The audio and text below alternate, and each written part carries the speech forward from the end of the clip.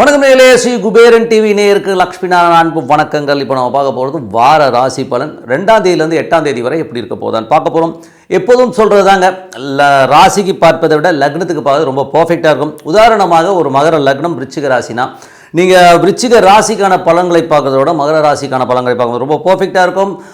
First அதுக்கப்புறம் first வர புது பலன்கள், அதுக்கப்புறம் பார்த்தீங்கன்னா தசாபுத்தி பலன்களும் உங்களுக்கு என்ன தசாபுத்தி அந்தரங்களோட அது மிங்கிள் பண்ணி பார்க்குறது ரொம்ப பர்ஃபெக்டாக இருக்கும். வீடியோட எண்டில் டிப் ஆஃப் த வீக் இருக்குது, மறக்காமல் பாருங்கள். தனுசு ராசி. தனுசு ராசிக்கு பார்த்திங்கன்னா உங்களுக்கு ராசி அதிபதி குரு பார்த்திங்கன்னா உங்களுக்கு 6ல் இருக்காருங்க. வேலை சம்மந்தமான விஷயம் நல்ல ஏற்றங்கள் நல்ல லாபங்கள் வரதுக்கான வாய்ப்பு ரொம்ப நல்லாயிருக்கு.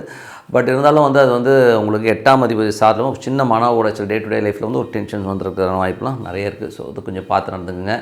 2ஆம் அதிபதி 2ஆம் அதிபதியான சனி 3ல் இருக்கும் சின்ன சந்தேகங்கள் வரதுக்கான வாய்ப்புகள். பட் இருந்தாலும் நல்ல இரட்டிப்பு வருமானங்கள் நிலபுலங்கள் நல்ல லாபங்கள்லாம் வரதுக்கான வாய்ப்பு ரொம்ப நல்லது. தாயாரோட உணர்வு சார்ந்த விஷயங்கள் கொஞ்சம் கவனமாக இருக்கிறது ரொம்ப அவசியம். அதுக்கப்புறம் உங்களுக்கு 4ஆம் அதிபதியான குரு 6ல் இருக்கும்போது வேலை சம்மந்தமான விஷயம் நல்ல லாபங்கள் இருக்கும்.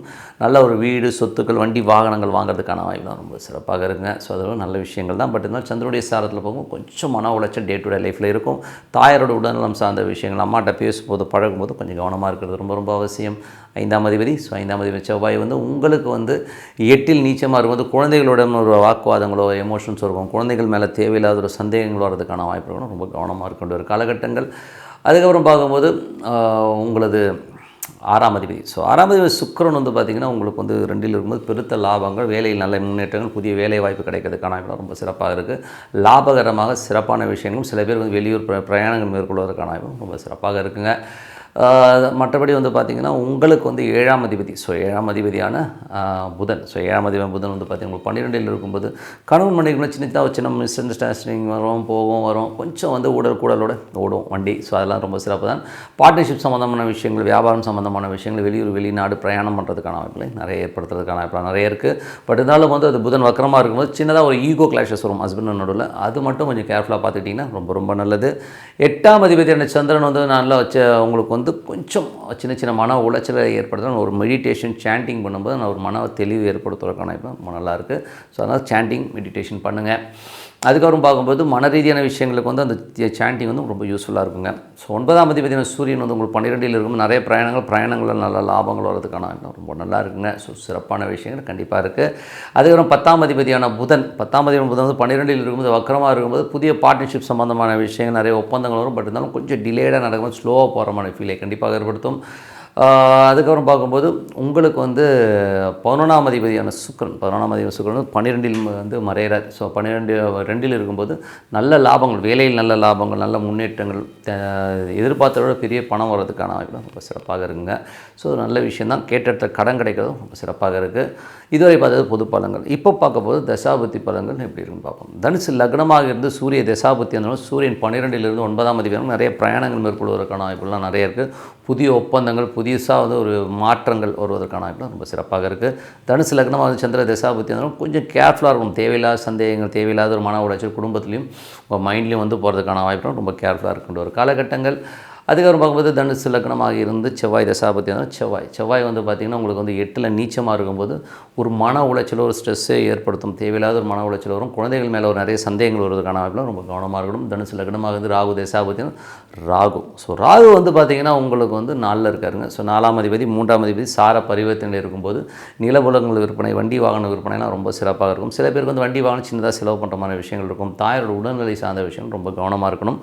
அதுக்கப்புறம் பார்க்கும்போது தனுசு லக்னமாக குரு தேசாபுத்தி குரு 6ஆம் அதிபதி 4, 6 நாளே நிறைய புதிய சொத்துக்கள்லாம் வாங்குறதுக்கான வாய்ப்பெல்லாம் ரொம்ப நல்லாயிருக்கு. பட் இருந்தாலும் 8ஆம் அதிபதியுடைய சாரத்தில் போகும்போது கொஞ்சம் கவனமாக இருக்கணும். டே டு டே லைஃப்பில் ஒரு சின்னதாக வேலையில் ஒரு ஸ்ட்ரெஸ்ஸோ டென்ஷனோ வரதுக்கான வாய்ப்பு கடன் சம்மந்தமான விஷயம் ஒரு எமோஷன் வரதுக்கான வாய்ப்பு ரொம்ப கவனமாக இருக்கணும். தனுசு லக்னமாக இருந்து சனி தசாபுத்தி சனி 2ஆம் அதிபதி 3ல் இருந்து சின்ன சந்தேகங்கள். அது மட்டும் இல்லாமல் நமக்கு தெரியாமல் நம்மளை மற்றவங்க வாட்ச் பண்ணுறது கேமரா செட் பண்ணுறது நம்ம என்ன சொல்கிறது மொபைலை ட்ராக் பண்ணுறது இந்த மாதிரி விஷயங்கள்லாம் கொஞ்சம் கேர்ஃபுல்லாக இருங்க. தனுசு லக்னமாக இருந்து புதன் தசாபத்தி புதன் பார்த்திங்கன்னா 7 மற்றும் 10ஆம் அதிபதியான புதன் பார்த்திங்கன்னா உங்களுக்கு 12 இருக்கும்போது நிறைய சின்ன சின்ன கூடல்கள் இந்த மாதிரி விஷயம் கணவன் மனைவிக்கு நடுவில் நடக்கும். மற்றபடி வந்து சின்னதாக ஒரு ஈகோ கிளாஷஸ், பார்ட்னர்ஷிப் சம்மந்தமான விஷயம் இருக்கும். வியாபாரம்லாம் நம்ம எதிர்பார்த்ததை விட நல்லா போனாலும் கொஞ்சம் ஸ்லோவாக போகிற மாதிரி ஃபீலை கண்டிப்பாக ஏற்படுத்துங்க. தனுசு லக்னமாகவே கேது தேசாபதியும் கேது 10 இருக்கும்போது அது சூரிய சாரத்தில் இருக்கும்போது தொழில் ரீதியான விஷயங்கள் கொஞ்சம் கடன்கள் ஏற்படுறது, அதுக்கான கொஞ்சம் முயற்சிகள் பண்ணுற மாதிரியான விஷயங்களை கண்டிப்பாக ஏற்படுத்தும். கொஞ்சம் பொறுமையாக இருக்கிறது ரொம்ப ரொம்ப நல்லது. மற்றபடி வந்து பார்த்திங்கன்னா தனுசு லக்னமாக இருந்து சுக்கிர தசாபுத்தி தானே சுக்கிரன் 2 இருக்கும். நல்ல லாபங்கள் நல்ல ஏற்றங்கள் வர்றதுக்கு, காசெல்லாம் பெரிய பணம் வருவதற்கான வாய்ப்புனா ரொம்ப நல்லா இருக்குது. அதுக்கான பிரயாணங்கள் நிறைய பேர் மேற்கொள்வீங்க. ஸோ பெரிய காசு வருது, பெரிய ஒரு வேலைக்காகவும் பிரயாணங்கள் மேற்கொள்ள தான் ரொம்ப சிறப்பாக இருக்கும். ஸோ நல்ல விஷயங்கள் நல்ல மாற்றங்களான ஒரு பிரார்த்தனை அவசியமானதாக இறைவனை பிரார்த்தனைகளும் கண்டிப்பாக அடுத்த லெவல் போகிறதுக்கான ரொம்ப சிறப்பாக இருக்கும். Tip of the week. So tip of the வீக்கில் இப்போ நம்ம பார்க்க போகிறது என்னென்னா ஜோதிடம் உண்மையா. ஏன்னா வந்து இப்போ வந்து நிறைய கான்ட்ரவர்சிஸ் இருக்குது. நிறைய பேர் வந்து எனக்கு வந்து ஜோதிடம் வந்து பொய்ன்னு சொல்லிவிட்டு இந்த கருப்பு சட்டை போட்டு ஒரு ஆள் வந்து கண்ணாமண்ணன் பேசிகிட்டு இருக்கு. அப்படியே ஸோ ஒரு வீடியோலாம் பார்க்கும்போது எனக்கு என்னடா அது இவ்வளோ கேவலமாக இவ்வளோ மட்டமாக பேசுகிற அப்படின்னு. ஒரு துறையில் இருந்துக்கிட்டு அந்த துறையை பற்றி தெரியாமல் மற்றவங்கள்ட்ட வந்து அவதூறு பேசுகிறதுங்கிறது வந்து ரொம்ப மட்டமான இழிவான செயல்.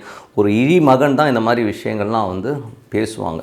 ஓகேங்களா? ஸோ அதனால் வந்து அவர் வந்து ஒரு ஆன்மீகவாதியாக தன்னை காட்டிக்கணும் அப்படின்னா நீங்கள் ஆன்மீகத்தை பற்றி மட்டும் பேசுங்க.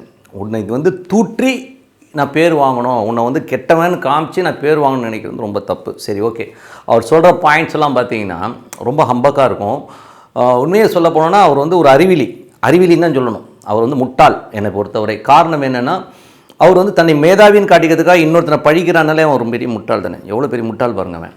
ஸோ அந்த மாதிரி ஒரு ஆள். ஸோ எதுக்காக சொல்ல வரேன்னா ஒரு ஜோதிடம்ங்கிறது உண்மையாக பொய்யா அதுக்கு வருவோம் முதல்ல. ஸோ ஜோதிடம் உண்மையாக பொய்யானும் போது எவ்வளோ பேர் பெரிய பெரிய தலைவர்களே பார்த்துட்டோம். ஏன்னா சாமி இல்லைன்னு சொன்னவர் கடைசியில் மஞ்சத்தொட்டு போட்ட கதையெல்லாம் நம்மக்கிட்ட இருக்குது. ஓகேங்களா? மஞ்சத்தொட்டு போட்டது அவங்க ஃபேமிலி ஆளுங்க.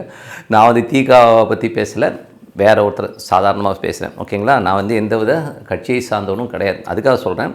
பட் ஏன்னா நிறைய சாமி இல்லைன்னு சொன்னோம், கடைசியில் வந்து குடும்பத்தோடு போய் சாமி கும்பிட்டது, மறைமுகமாக சாமி கும்பிட்டது எல்லாமே இருக்குது. ஏன்னா நமக்கு மேலே ஒரு பவர்ஸ் இருக்குங்கிறது உண்மையான விஷயம். இது ஒரு சயின்ஸ். நீங்கள் வெஸ்டர்ன் அஸ்ட்ராலஜியில் போனீங்கன்னா, வெஸ்டர்ன் அஸ்ட்ராலஜியில் வந்து போனீங்கன்னா இந்த கேபி சிஸ்டம், கிருஷ்ணமூர்த்தி பദ്ധதி சிஸ்டமாக இருக்கட்டும், ஏகப்பட்ட நமது பாரம்பரிய பராசரர் முறையில் இருக்கிற ஜோதிட சிஸ்டமாக இருக்கட்டும், எல்லாமே பர்ஃபெக்டாக ஒர்க் ஆகுதுங்க. எப்படி ஒர்க் ஆகுதுன்னா நாங்கள்லாம் வந்து ப்ரூவன் டீட்டெயிலில் வந்து நாங்கள் கையில் வச்சுருக்கோம். யார் வேணால் எப்போ வேணால் வரலாம். என் குருநாதர் ஜிகே அவர்கிட்டலாம் போனீங்கன்னு வைங்களேன், கிட்டத்தட்ட வந்து ஒரு 10 லட்சம் ஜாதகத்துக்கு போடுவார். ஒரு 10 லட்சம் ஜாதகம் கொஞ்சம் யோசிச்சு பாருங்கள். 1-2 அவ்வளோ ஜாதகம் ஆராய்ச்சி பண்ணி ஒவ்வொரு டேட்டா பேஸோடு எங்ககிட்ட டீட்டெயில் இருக்குது. ஒரு கணவன் மனைவி இப்படி தான் இருப்பாங்கன்னா இந்த ப்ராப்ளம் தான் இருக்கணும், இந்த ப்ராப்ளம் தான் இருக்கும். அதில் வந்து எந்த மாற்றமும் இல்லை. அதே மாதிரி ஒருத்தனுடைய தசாபுத்தி அந்தரங்கள் வந்து தப்பாக இருக்குன்னா இந்த மாதிரி விஷயங்கள் இப்படி தான் நடக்குங்கிறதையும் நான் உண்மையாக சொல்லியிருக்கோம். அதே மாதிரி வந்து பரிகாரங்கள் வந்து 100% எல்லாத்துக்கும் பரிகாரம் கிடையாதுங்கிறதும் நம்ம தெளிவாக சொல்லியிருக்கோம். ஒரு 30% இதுக்கு தான் பரிகாரங்கள் இருக்குது. அந்த பரிகாரங்கள் வந்து ஒரு நாமினலான விஷயங்களில் வந்து நம்ம பண்ணும்போது கண்டிப்பாக அந்த பரிகாரம் ஓகே ஆகுது. ஸோ ஜோதிடம் உண்மையான ஜோதிடம் கண்டிப்பாக உண்மை. நீங்கள் ஒரு கோயிலுக்கு போய் பாருங்கள், அந்த கோயிலில் வந்து கட்டினவன் முட்டாளா? ஓகேங்களா? அதே மாதிரி வந்து ஜோதிடம் சம்மந்தமான விஷயங்களை எழுதி வச்ச முனிவர்களும் சாஸ்திரத்தை படைத்தவங்களும் முட்டாளா? எனக்கு தெரியலைங்க. ஸோ அப்போ வந்து இவர் அறிவிஜீவி மாதிரியும் மற்றவனெல்லாம் முட்டாளாக்குற ஒரு விஷயத்தை வந்து எப்படி பண்ணுறான்னு எனக்கு தெரியல. ஸோ அது அவ்வளோ மோசமான ஒரு ஆளாக தான் அவர் தெரியல. ஸோ அதனால் வந்து ஜோதிடம்ங்கிறது வந்து நீங்கள் உள்ளே போய் இறங்கி பார்த்தீங்கன்னா என்கிட்ட டேட்டாபேஸ் இருக்குது. ஒவ்வொரு விஷயம் பட்சி சாஸ்திரங்கிறது வந்து எவ்வளோ பர்ஃபெக்டாக ஒர்க் பண்ணுதுங்கிறத என்னால் ப்ரூவ் பண்ண முடியும். நானும் ஒரு 30 வருஷமாக வந்து இதில் வந்து நான் ஆராய்ச்சி பண்ணியிருக்கேன். அவ்வளோ பர்ஃபெக்டாக ஒர்க் ஆகும்.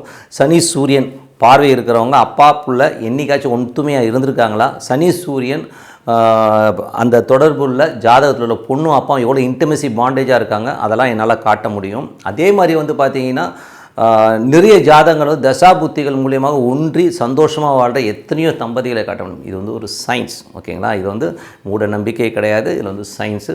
மேபி ஒரு சிலர் வந்து பரிகாரன்ற பேரில் பணம் சம்பாதிக்காத ஒரு சில விஷயங்கள் பண்ணியிருக்கலாம் ஒழிய, மற்றபடி வந்து இதெல்லாம் வந்து வாய்க்கு வந்த வரி அவனே இவனே பேசுகிறது, கேவலமாக பேசுகிறதெல்லாம் வந்து அவருக்கு அழகு இல்லை. ஸோ அதனால தான் ஜோதிடம் உண்மை. நம்பிக்கை இருக்கவங்க பார்க்குறாங்க, இவருக்கு என்ன வந்தது?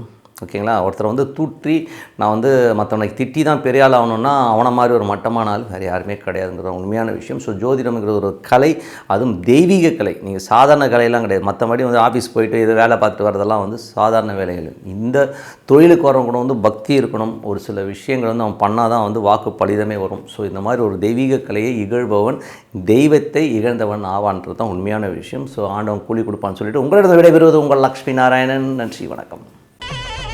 ஸ்ரீ குபேரன் டிவியை பார்த்தமைக்கு நன்றிகள். மேலும் இது போன்ற தகவல்களை தெரிந்து கொள்ள ஸ்ரீ குபேரன் டிவியை சப்ஸ்கிரைப் செய்யுங்கள். மறக்காமல் பெல் ஐக்கானை கிளிக் செய்யுங்கள்.